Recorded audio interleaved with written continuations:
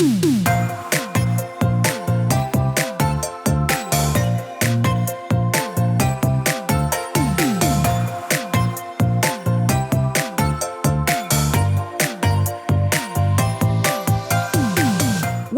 to the Plant-Based Podcast.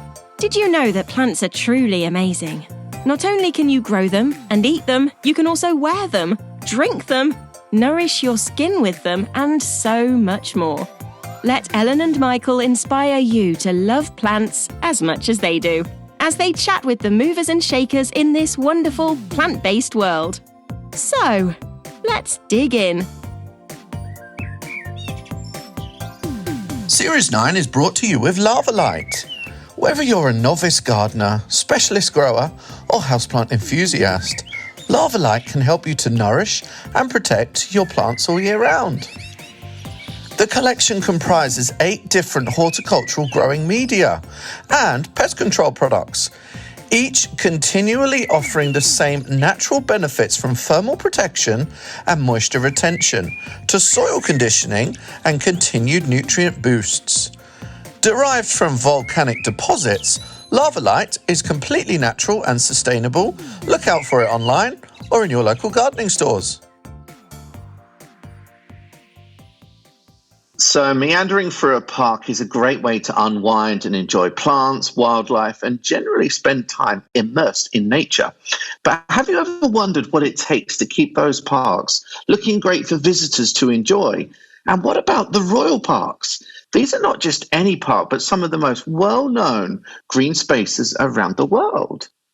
So today's guests are Beth Handley, the head gardener of Hyde Park, and Phil Newcombe, Hyde Park assistant park manager, both charged with managing, of course, the world's one of the largest of the royal parks and so well known around the world, the glorious Hyde Park. So welcome to both of you to the Plant-Based Podcast. Thanks very much. It's lovely to be here.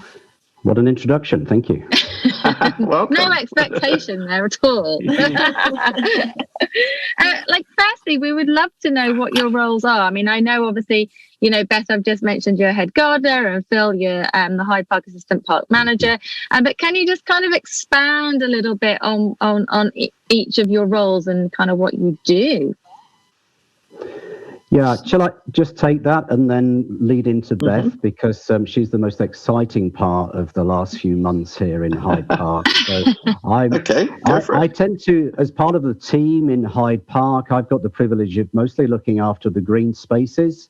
So if it's green, it comes down to us. We've got some specialist tree management team. And also there's an overlap with all the people that use the parks, the visitors and all the events and everything else. But it's mostly focused around the staff that look after the green stuff and all the plants and the grass areas. And one of the privileges we've got recently is that Beth's joined us as a new post as the head gardener. And that means we're going to be able to raise the bar on the quality of how we manage our horticultural areas. So the expectation on Beth is high, but she started and she's going really great. So there you go, Beth. That set you up, hasn't it? Yeah, I mean, for me, it's just a real privilege to be here, the first head gardener of Hyde Park. It's only been a few months and I still can't quite believe it, but it's a really exciting opportunity to make an impact and to keep these parks going into the future. And I'm lucky to have Phil, who's a really great assistant park manager and got a ton of experience, and also a really dedicated, long-standing team of gardeners who really love this park and who a lot of them have spent their whole careers here. So it's a real privilege to work with them as well. First of all, I can totally tell that you both love your jobs. And I know, Beth, obviously you've not been in it so long, but it's like the first thing you said was, it's such a privilege to work somewhere like Hyde Park. Like, that's really cool, isn't it? Even just to say, I'm the head gardener of Hyde Park. What are your backgrounds? My friends are like, okay, that's enough now. I would never let that drop. It would be like every time I met them. What's your backgrounds, both of you, before you were working at the park? So you, what's your experience in gardening, or is it just that you've loved gardening, forever? How did it all begin? Oh, well, I guess I'll start then, shall I? Yeah, so gardening is a career change for me. I grew up on a farm in Australia, so in a lot of ways, my career change has been connecting with my roots, really, which has been amazing. But I had another career of about 15 years as a solicitor in London, and now I'm a gardener. Oh, wow. So that's been really amazing. And I studied horticulture for a year at Capel Manor in 2017 and 2018. And then my first professional gardening role was for the City of London, which I really enjoyed. In many ways, quite similar to Hyde Park. You're looking after public spaces with a big team of gardeners. And I was doing that during the pandemic. And I just really, it was just a real privilege then to feel like you were making a contribution for people. You know, people would come up to me and say, thank you so much. This park has been a real lifeline for me during the pandemic. And thank you for taking care of it for me. So that was just really satisfying. That's when I knew I wanted to stay in public parks. And I spent a year working on a private estate in London. And then I joined the Royal Parks in June this year. Wow. That's really cool. You know, we have quite a lot of guests on the podcast who have been career changes into horticulture. And I think even more so perhaps over the last 5 or 10 years, you know, when people are really wanting to spend more time outdoors, or they've got, you know, enjoyed gardening, or like you said, going back to their roots, that kind of thing. And so it's quite inspiring, I think, for listeners to hear that, you know, whilst your roots are, you know, outside, if you like, you spent years, you know, working in a high pressured office environment, and now you're the head gardener of Hyde Park. Like that's quite inspiring, you know. It's very cool. Yeah, well, it's been a great journey for me. And then Phil's got a ton of experience in horticulture. Yeah. What Beth's trying to say is he's a little bit older, and that's where it comes from. I started off in horticulture, probably mowing neighbours' lawns when I was about 13. And so really, I haven't had the big career change, but it's been a wonderful journey I dropped out of education, worked for a local authority in parks a long time ago, and then went into the private sector, and I've had just the experience of working 20 years as a contracts manager doing landscaping. Loads of different projects, something very, very basic, roadside landscaping or doing a Chelsea flower show or something. But I think really what was in my heart was working in a public space. And I think as Beth related, it's just very special. You can build a superb garden at a flower show, and people are going to see it, but then after a few weeks, you just trash it, it just goes. Whereas in a public park, people are seeing these things for free for the long term, and it's just so good for their well-being. So what's been exciting more recently for me the last 20 years is working again back in local authorities, managing their sort of leisure areas and parks and their countryside management, and then going abroad. And then when I came back from some horticultural projects abroad, just coming back and being asked to come and join the Royal Parks. And I thought I was coming for a few days a week, just as a fill-in. And then, hey, 1, 2, 3, 4 years later, I'm here sitting in an office looking out on autumn and the colours in the liquid amber trees. And I just walked through Speaker's Corner, and it's, the red oaks are really coming into glorious colours just shining through. So, hey, the word privilege, but we've used it, but it's a great career, isn't it?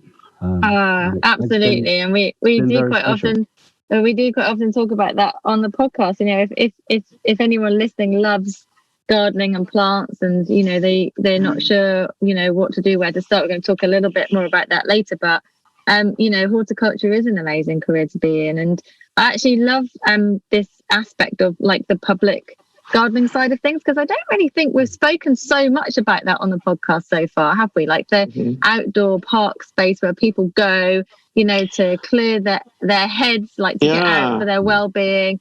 And you walk through a park and it looks beautiful and amazing, but for people to actually stop and say thank you so much for, helping to provide this space for me. That's really special, isn't it? Yeah, definitely. Yeah, it's a real privilege to be able to offer that. And it's a really kind of healthy and easy way to help other people. Yeah.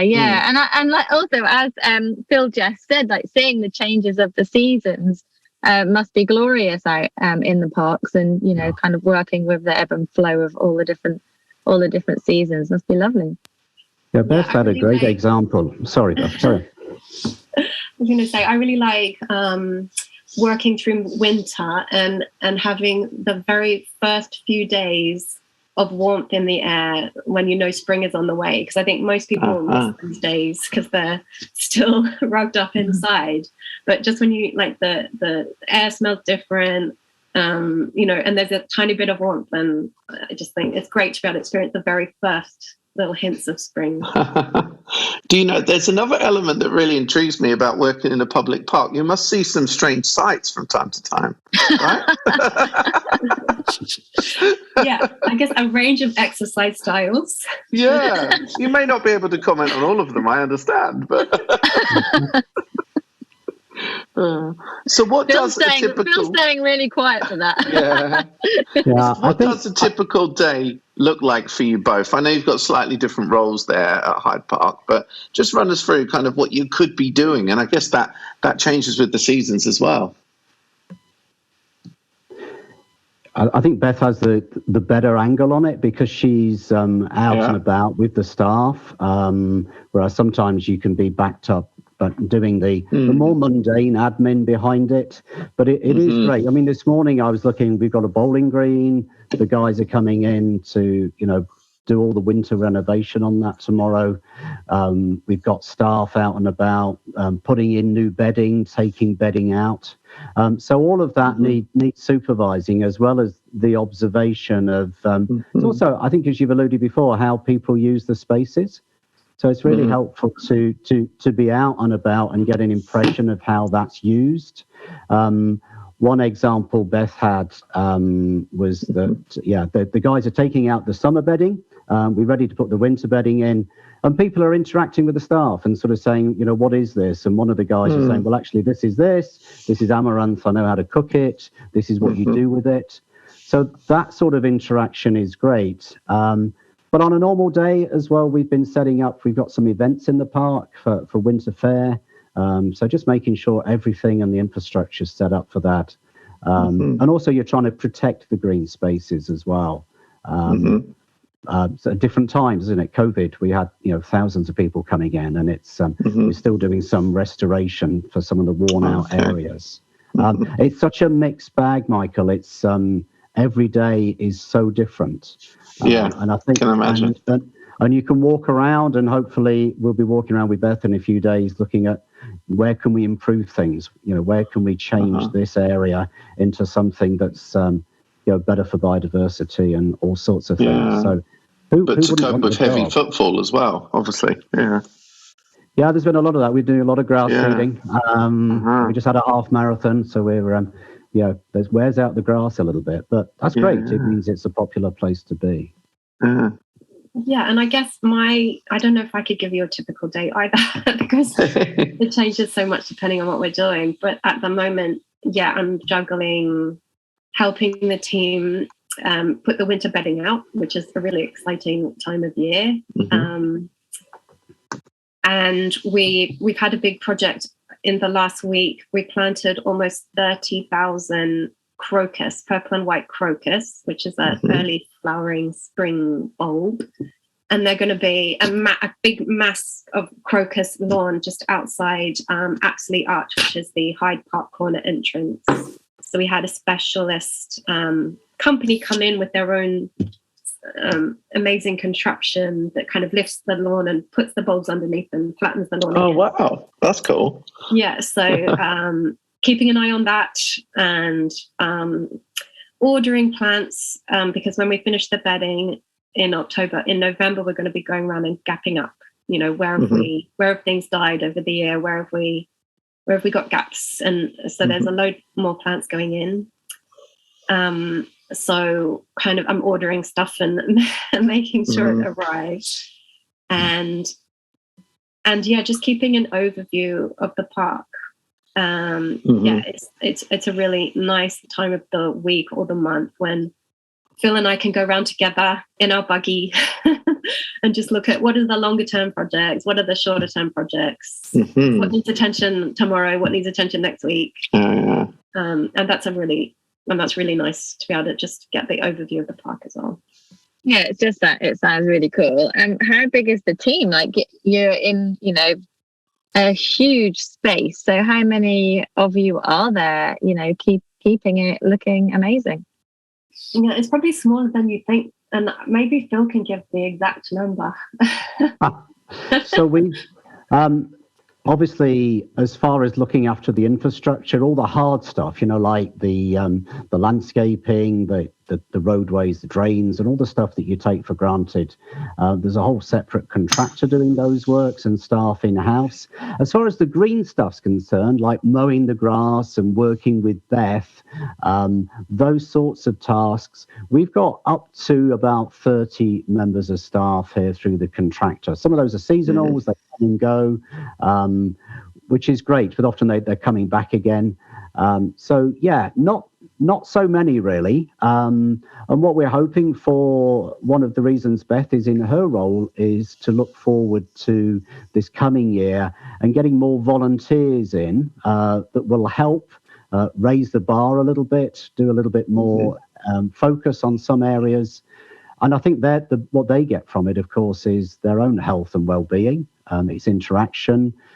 People are lonely, it joins a team, and they bring qualities and a mix. So, Beth's going to be quite busy, not just revamping some of these areas, but also developing a team of volunteers in addition to the skilled team of staff we've got. And she also looks after, we've got 3 apprentices here, so that's exciting to watch them learn about horticulture and go from perhaps being a little bit shy to actually talking about the plants they love and the careers they want to look forward to. So, yeah, it's a great job. Beth's got the best job. It's a question I was actually just going to ask when you mentioned about the apprenticeships.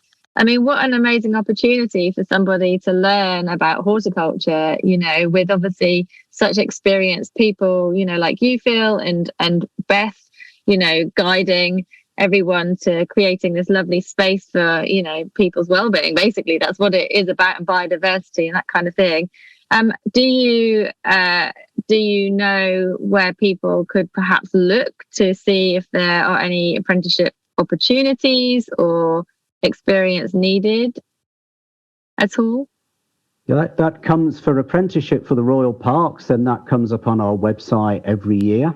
So you'll be able to look, and then as we get the other side of Christmas, we'll be looking for the next tranche, starting off in the summer. We normally have in Hyde Park 3, possibly 4, but certainly one of a 3-year program. So a new one every year. Which is great, and people come, they get interviewed, they see us, we see them. But that's not just for Hyde Park. The Royal Parks runs that apprenticeship for the other parks around London. So our Richmond Park, Bushy Park, these guys, Regent's Park, Greenwich, they'll all have an apprentice, and they leave us 1 day a week and go off to a local college that's based at Regent's Park. And it's just, it's great to be investing in them. And even if they, some of them will stay, which is great for us because we got those skills. Others have moved on. Some moved on recently to the Royal Palaces or to Kew Gardens or, different areas. So, they always seem to stick with horticulture in their careers, which is great. Because once you get the bug, you can't stop. That's why. Once you've started, you can't walk away. No, it's in your blood. And what the great thing is, growing plants one thing, but growing people, it's just great to watch at the same time. Yeah. I love that. I love that.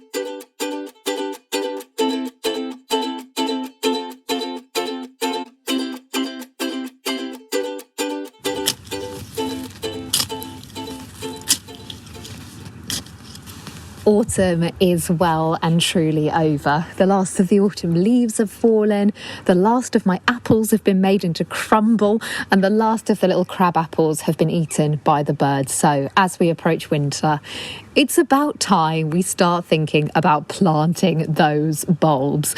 Now, I am the worst gardener ever, and every year I buy loads of bulbs, and every year I don't start planting them until the beginning of December. Then there's always the mad panic at the beginning of January where you rush around the garden, plonking every leftover bulb into any spare bit of ground, spare pot, whatever you have.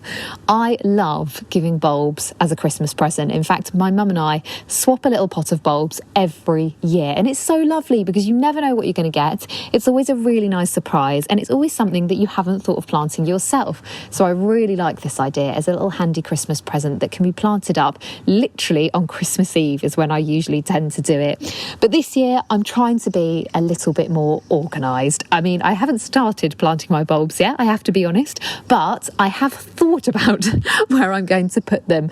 I love planting bulbs in pots. That is my absolute favourite thing. There is nothing nicer than obviously having that really cold, really dreary winter. It's dark, it's wet, it's grey, and then the first little crocus pops up in your little pot on your garden furniture, and there is just nothing more beautiful, nothing as joyful as that first little glowing crocus. I just adore it. And then of course we move into the beautiful narcissus. The variety of daffodils you can get now is just wondrous. I have to be honest, I love the pheasant's eye style daffodils. They're the ones with that beautiful red centre just really striking against those stunning stark white petals. I absolutely love them. But of course tulips, like everyone else, have to be my favourite. The colours you can get, the incredible peony blooms, those doubles, those slender singles, I just adore them. Every year I get asked about my tulip display in my pots, and my top tip would be, despite what the packet says about planting tulips a couple of inches apart in a pot, I plant them so that they are almost touching, and they always come up and they give that really full, beautiful, vivacious display. If you're planting them in the ground, it is better to space them out a bit because it does make them a little bit more perennial. But in pots, if you just want that stunning display for that one season, there is no better way than to plant them so they are literally almost touching. Don't forget as well to mix in a good amount of grit with your compost to make sure that they are well drained, because there's nothing worse than a soggy, rotten tulip. Oh gosh, I've got myself all excited. I don't think I am going to plant, but I'm certainly going to sit in the garden with a cup of tea and think a little bit more about where I'm going to plant my bulbs.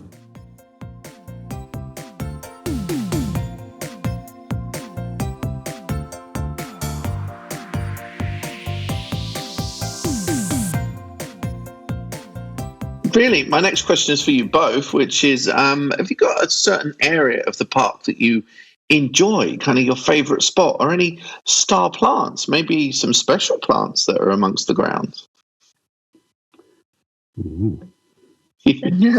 Question. I guess I'm still kind of new. I don't know if I could say where my favourite place is yet, but what I'm finding is that wherever I work, I want to work more there. It's like, oh my gosh, I want to stay 2 weeks here. Yeah. Rather than I might do half a day here or half a day there.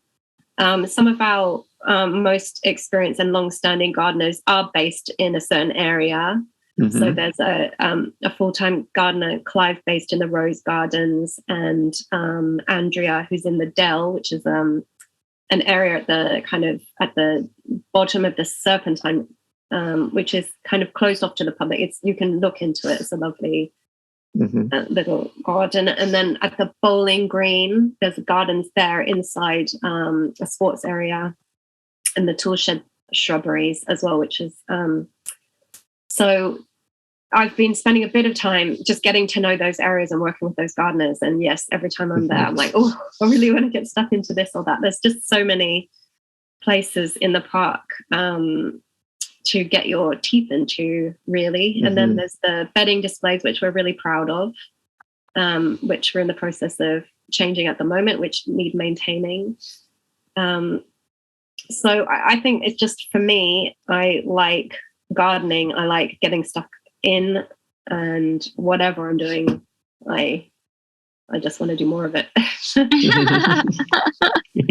And Phil, I think that's really fair. The wherever you are is the best place to be at the time. It's such that's a good answer. Hey, make the most of it. And if you're looking around and you think you can improve it, that's great. I think what's lovely, not so much in a particular place, but is when you do see people interacting with the plants.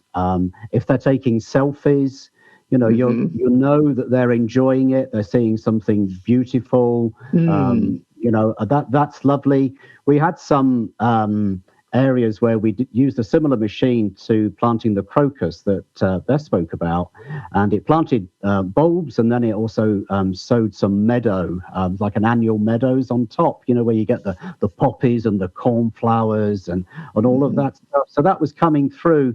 And we did it in a small area in our rose garden, and people just walked through it, and people were going, no, don't let them do it. But they were taking that sort of selfie as if they were, walking through the prairie or something, and loving it, or planting their baby or dog in the middle of the flowers. And although it ruins it, you're seeing they're getting so much out of it. So we're going to expand those areas. Yeah. So any places where folk are interacting is lovely. Yeah, that's very cool. And you've got a good attitude to it as well, because, of course, they are affecting the display that they shouldn't. But I like that you've got the patience for that, because you see they are immersing themselves in nature, which is what is important. Yeah. Yeah, and I think the recent reports are saying that people just don't understand what plants are, what are the benefits of plants, or what you can eat. And some of those studies, it's depressing to read them. So any opportunity for do a little bit of interpretation, best looking at doing an area near Victoria Gate in Hyde Park, and that's about plants for people. It's a specific area, and it'll have a specific theme each year. And we're looking at doing that. So that's one of the exciting things looking forward. So maybe that's ask us in a year time how that's been going. Yeah. I just wanted to ask how the planting schemes, how are they decided on where you do replant those beds each year? Because I'm always really intrigued, and like some of the displays are absolutely amazing. But also, kind of as a little add-on, I just want to add, are you kind of involved with any of the planting that is kind of outside the grounds? Because with the recent events that were just outside Buckingham Palace, the red geraniums were looking so good. And I wonder if you guys had a hand in that. The red geraniums were probably our colleagues at St. James's Park. So another royal park. Yeah, I remember seeing all really red geraniums en masse in the nursery. They looked amazing. So they are grown in our own nursery. The nursery's at Hyde Park. It's knocking out 450,000 plants. But one of the most important ones probably has to be that sort of iconic red that has a historic background, for the reason it has to be that colour. And you can't really mess that up, can you, Michael? I mean, you get that wrong, you're going to be all around the world on some news broadcast.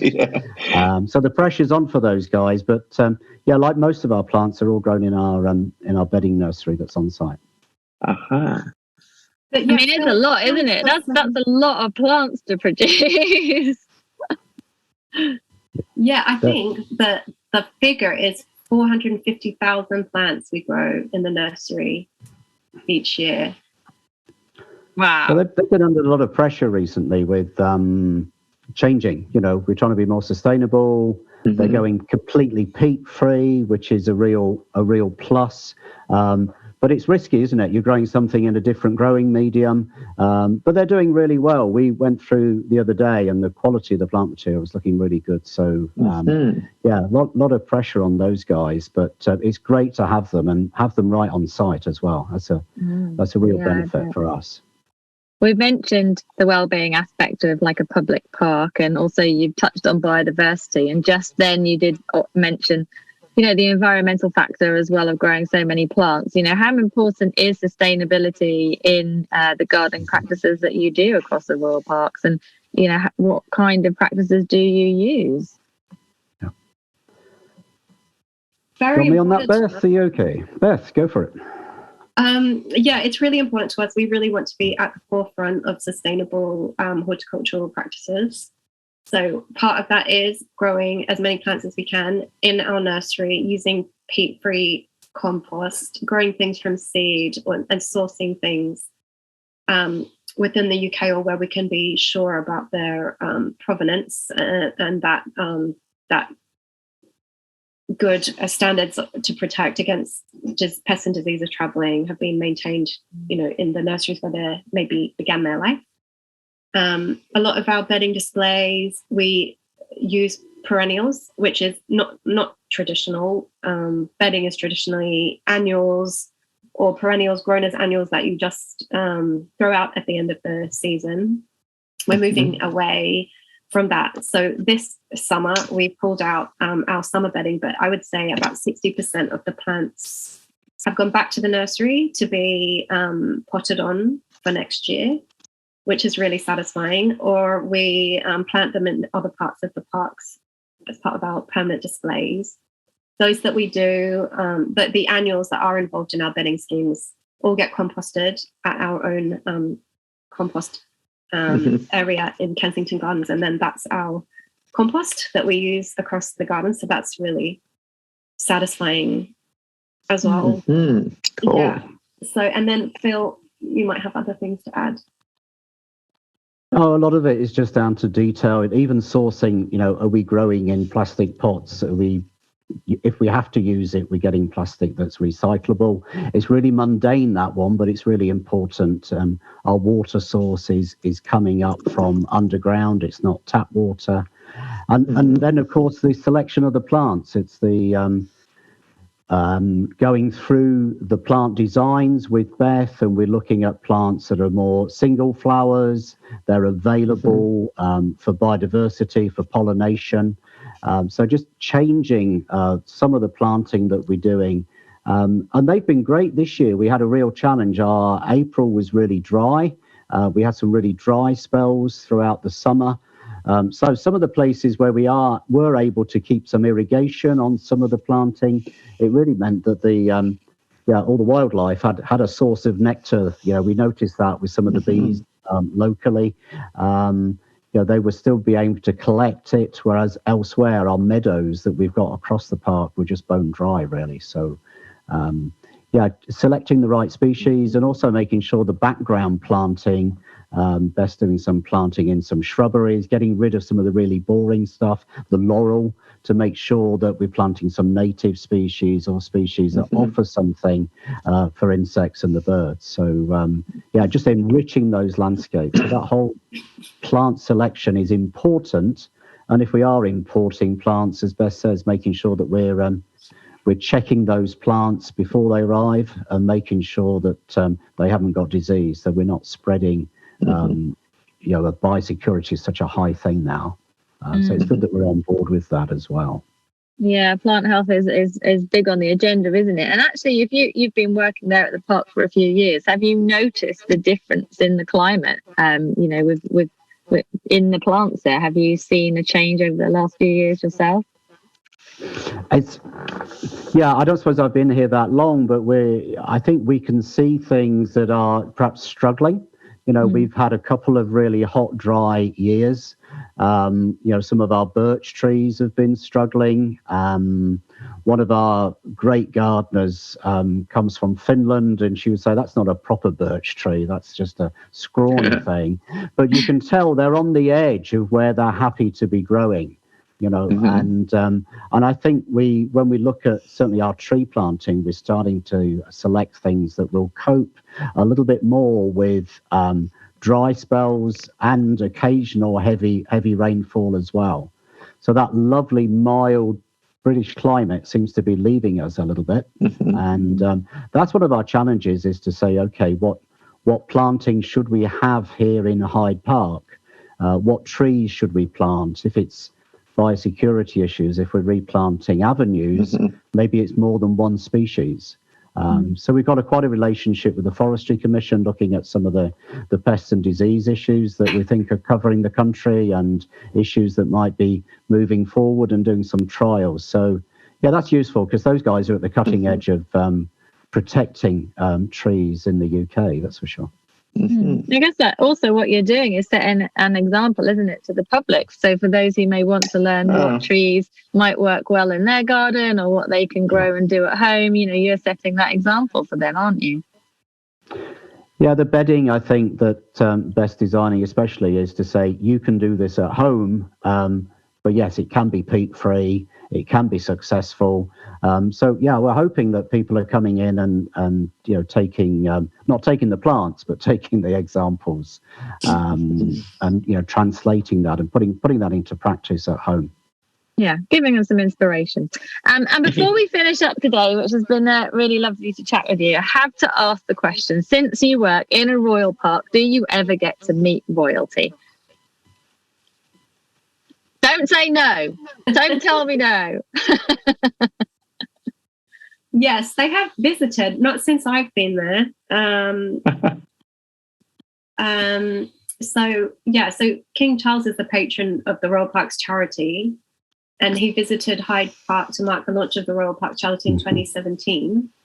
And he came to visit the nursery in 2021, I believe, and met some of our gardeners then.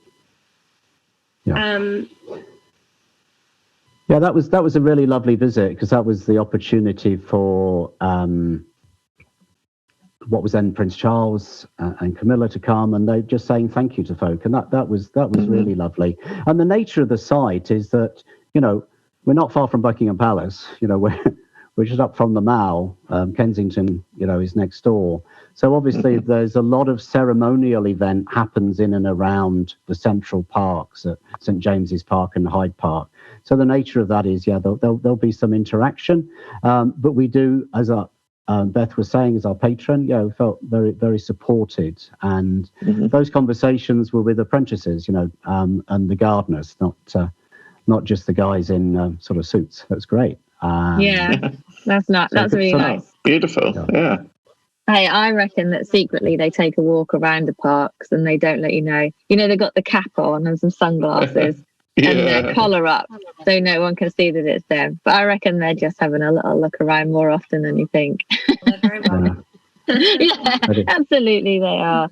Well, it's been lovely to chat with you and just find out a little bit more about what happens behind the scenes at the Royal Parks, and all of those spaces are so essential, aren't they? Not just within the in-city environments, but all over the UK. Public parks are just so important for everyone's health and well-being and biodiversity, and going forward. So if anyone would like to find out more about Royal Parks, should they just visit the website? Is it Royal Parks? Am I right? Yeah, absolutely. Just Google on the Royal Parks. You'll get information about all sorts of things that are hidden as well. The secret bits of the parks, perhaps the bits you can't actually see, and some of the stories. It's really quite a rich website. So some real opportunities to get involved. And hey, just pays a visit. If you're in London, you need some respite from all that shopping and busy stuff. Come and breathe some fresh air. So come and join us. Absolutely. That's what it's there for. That's exactly what it's there for, isn't it? To go and enjoy yourself and be immersed in nature. So thank you so much, Beth and Phil, for coming on the podcast. It's been a pleasure chatting with you. And I will definitely be paying attention to those bedding plants next time I wander on through Hyde Park. Brilliant. Thank you. Sure. Thank you so much. Thank you.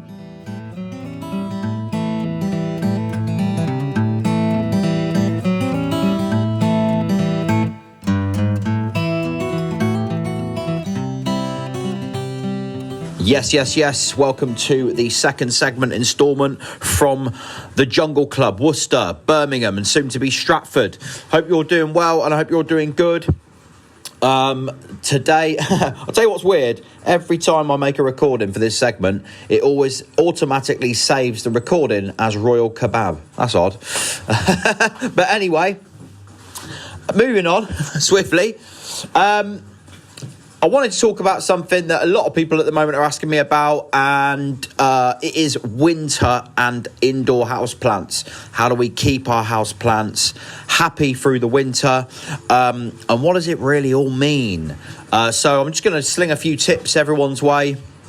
things that I do, things that we do in the shops, and things that we always recommend to consider when you're looking at trying to protect your house plants, whether that's you got one house plant or you got 1,000 house plants. I mean, if you've got 1,000, you probably already know how to look after them. But this is probably more sort of like novice, intermediate, but then anyone that's had plants for a while where they struggle.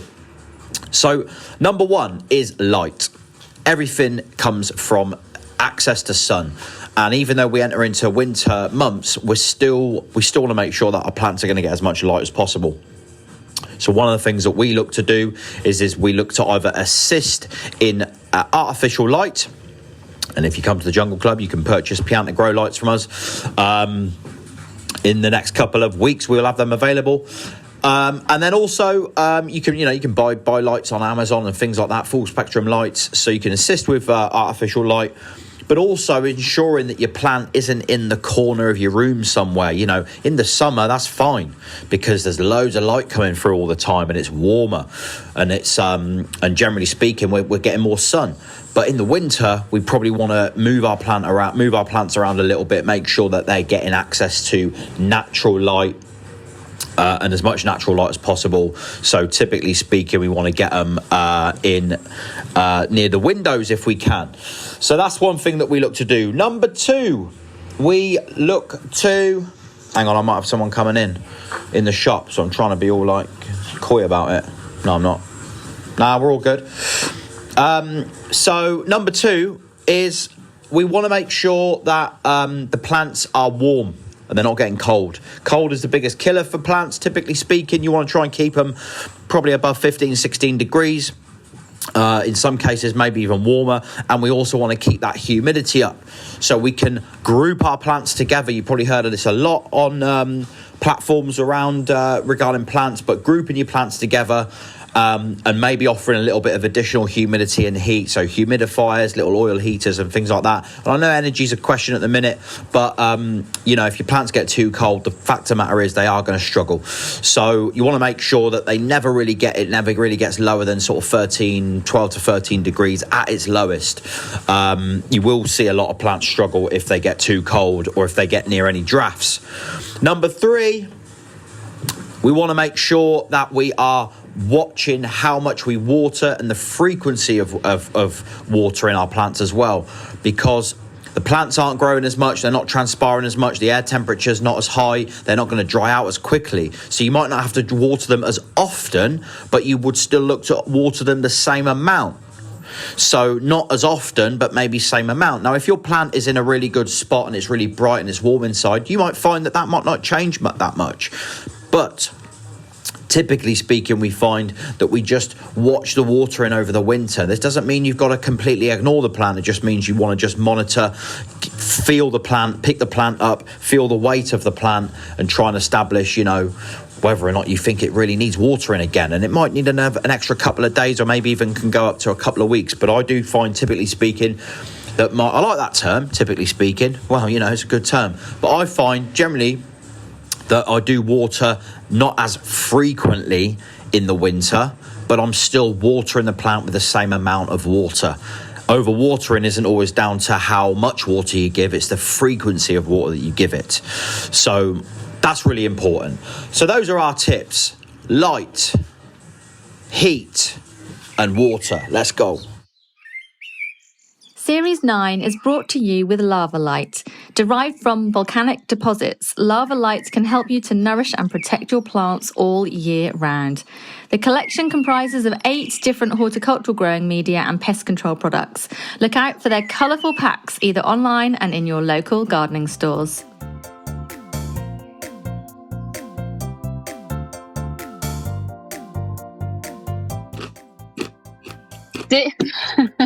Michael, I pressed record really quick because whatever you're eating is coming across really loud in my headphones, so it's like a proper loud crunch. Oh, I'm sorry. I did tell you I was going for a piece of cake, but I didn't. I actually got this sweet corn. I wanted our listeners to hear you crunching. No. How are you, Ellen? You shrimp? I am good, thank you. How are you? You need to think, you're not in the cupboard today. There's a change. I know.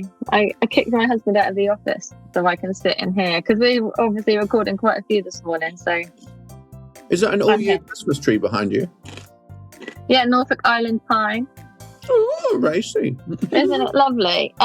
It's not looking very well on one side, but on the other side, it's got beautiful. Like, look at this lovely new foliage. Can you see that lime green on the end there or not?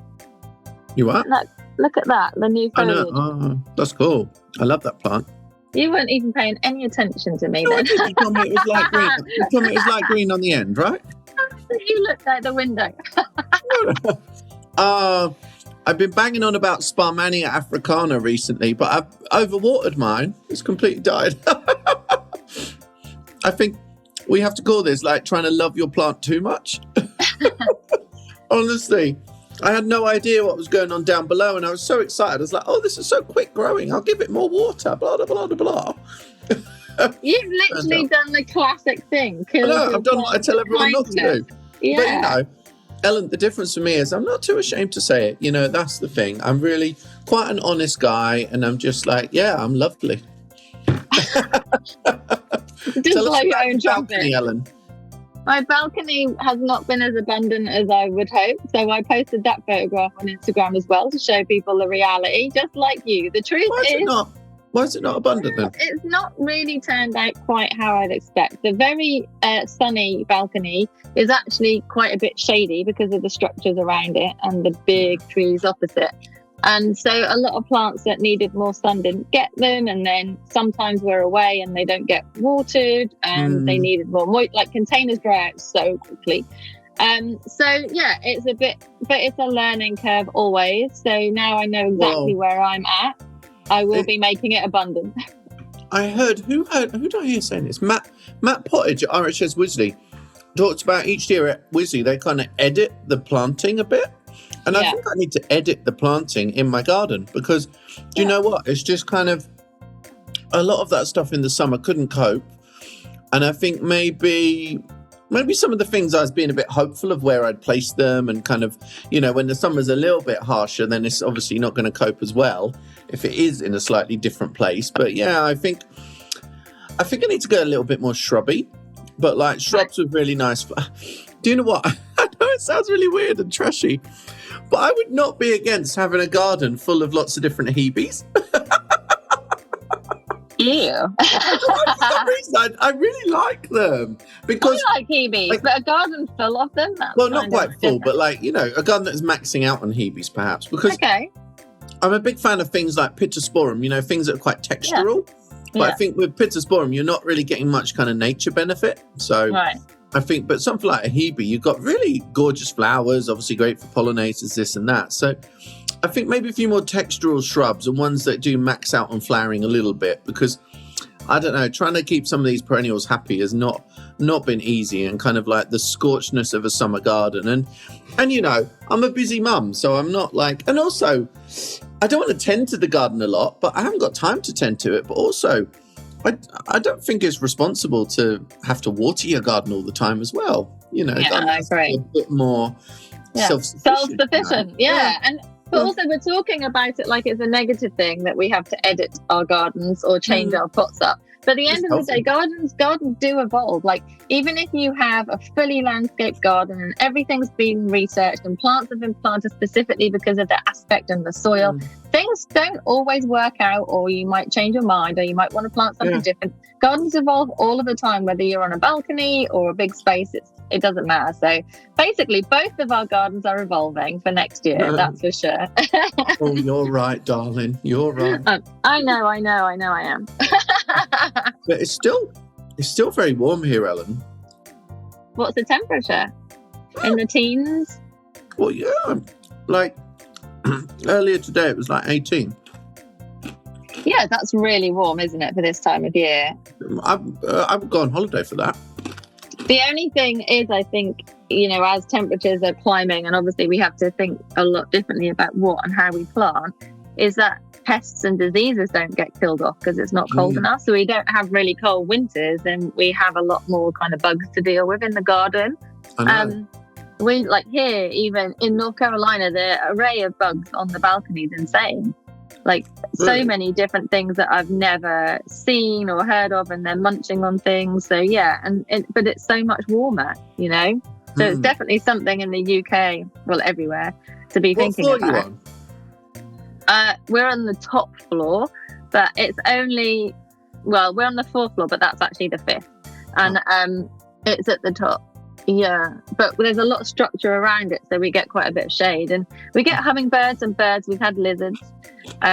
We've also had a few cockroaches, but we don't have enough biodiversity up here, because even if I provide all of the plants and all of the food and all of the drink for all of the wonderful wildlife you want to attract, if there isn't anyone else doing it in their balconies, you still cannot attract enough biodiversity in order to keep... Like something in the middle of nowhere, isn't it, really? Yeah, and they do come. Don't get me wrong, they do come. Like, we have bees, but not enough to control all of the pests, you know, that come, like the aphids, for example, that might usually be munched by ladybirds and things like that. There just isn't enough biodiversity where I am. Did you get more involved with the community garden? That was at our old apartment block. We moved since then. Is there not one there? No, there isn't. But we are. I mean, we are now in a much more green space for sure. But we're kind of set back, and really there aren't any other balconies that have the amount of plants that we do. So I was actually thinking about this the other day, like, you know, lots of people now, which is amazing, are starting to plant on their balconies. But if you are in an apartment block and you are the only person that's doing it, yes, you can attract wildlife. Totally, yes, you can. But it's still not enough to have a truly biodiverse space. Like, do you know what I mean? Like, you have to have more people doing it. So it is really important to spread that word and educate people who do live in apartments to have some plants out on the balcony, because it will help everybody. For sure. Are you enjoying that corn? Because I can hear you. I have to finish. I'm sorry. I have to eat a whole bucket of everything. Autumn colour. Oh my God, Ellen. It is just totally extraordinary here. Honestly, it is just the nicest place to be, to see the changing leaves. So we drove the Blue Ridge Parkway, which is where you can see across the mountains and all the changes of the trees, which is always beautiful. It's stunning and absolutely lovely. But back down here on the ground, just even the roads around where we live, the trees are like, there is no... Are they different trees or what? What gives them this amazing I think it's very warm, obviously, in the summer. And then there was a very sharp frost about a week or so ago for a couple of nights. And then it heated up again. And I just think that has given, that the leaves are so vibrant. There's no filters on any of my posts on Instagram. They just, it's like they shine. That makes a change. Amazing. I don't think so. But yeah, it is genuinely beautiful time of year here. And over the next couple of weeks, there'll be more. So I'll definitely be out and about. I just want to be outside under the trees all of the time. But also, I think what really helps it is like, I don't know, is the weather generally better and clearer skied?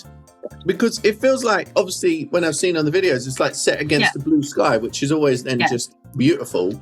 And it's going to like amplify that autumn colour as well. Yeah, it's rarely cloudy. So we'll obviously get cloudy as we go deeper into winter.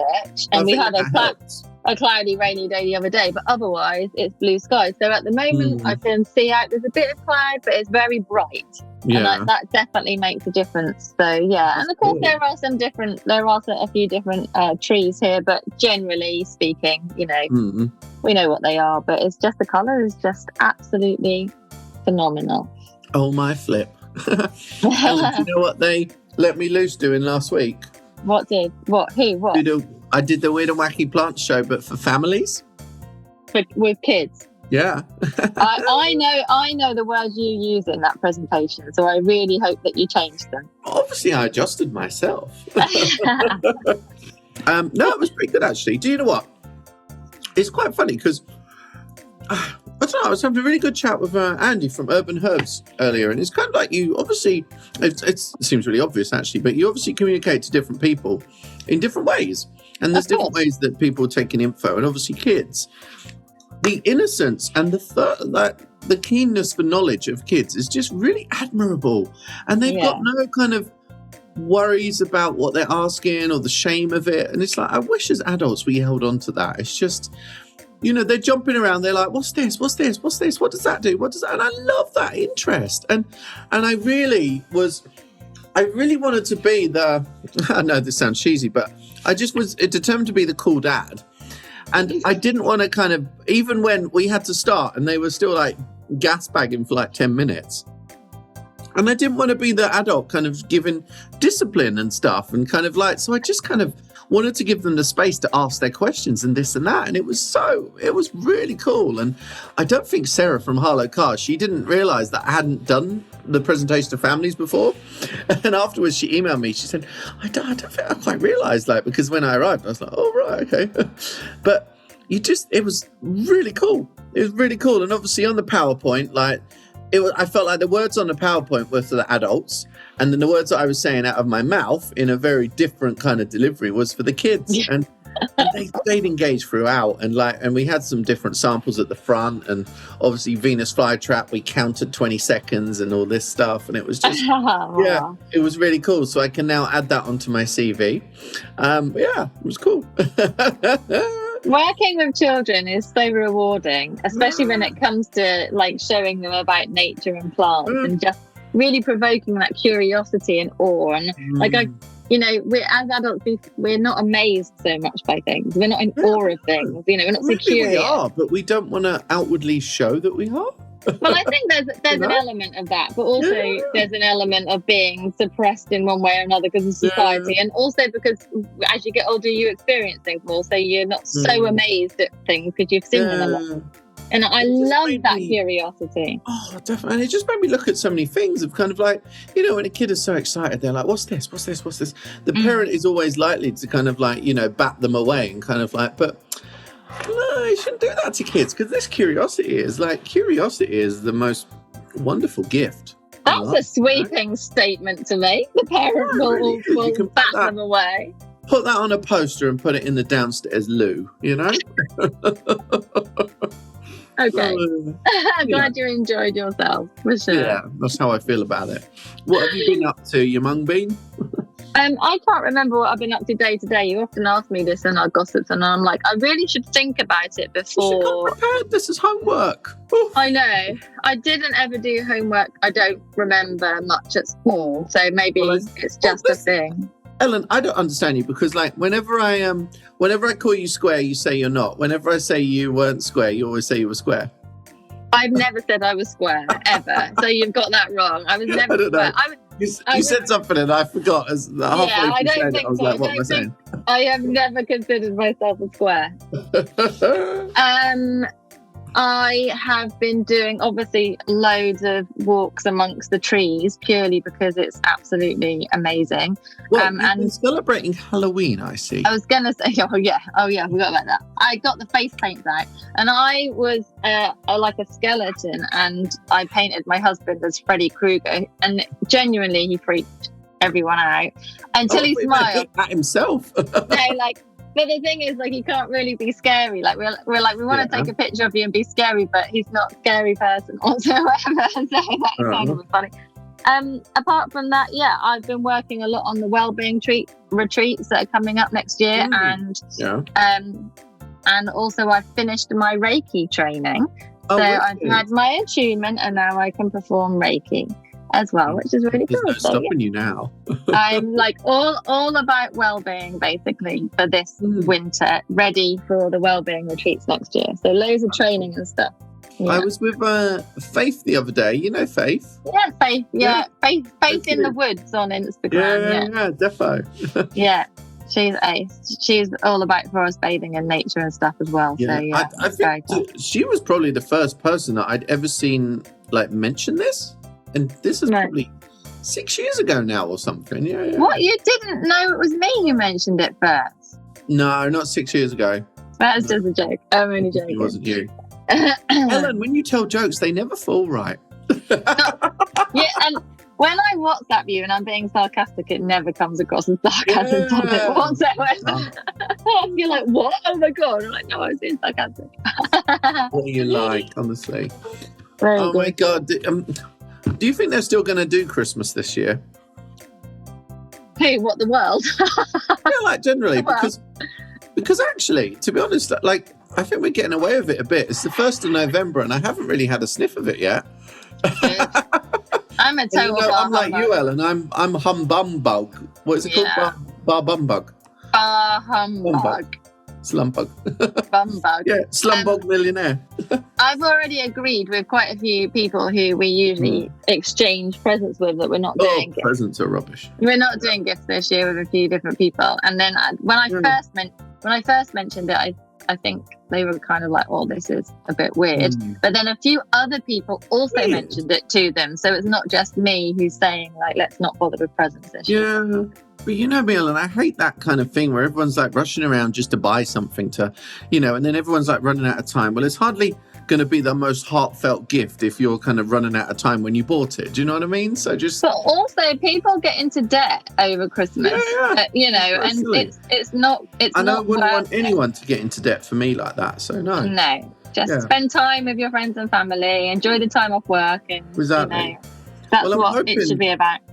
Well, yeah, I'm hoping, like, with all the different news things here and there, that it might be, like, a bit Christmas light this year. Do you know what I mean? They won't be kind of, like, trying to push it on us all the time. So, but we'll see.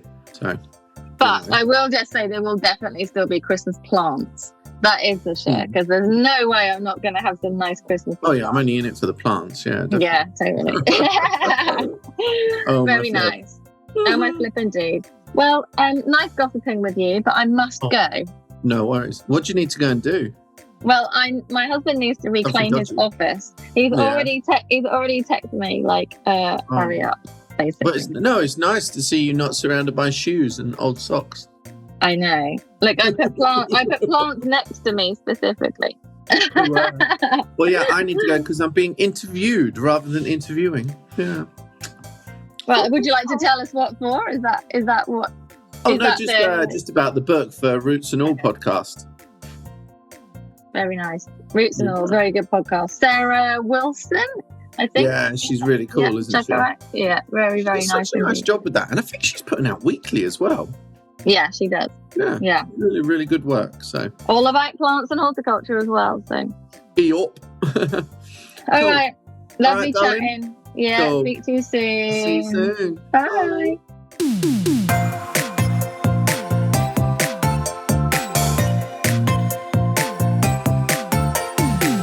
The music for the Plant-Based podcast is part of the song Grow by Mikey James, and our editor is Gareth Patch of Semi Echo.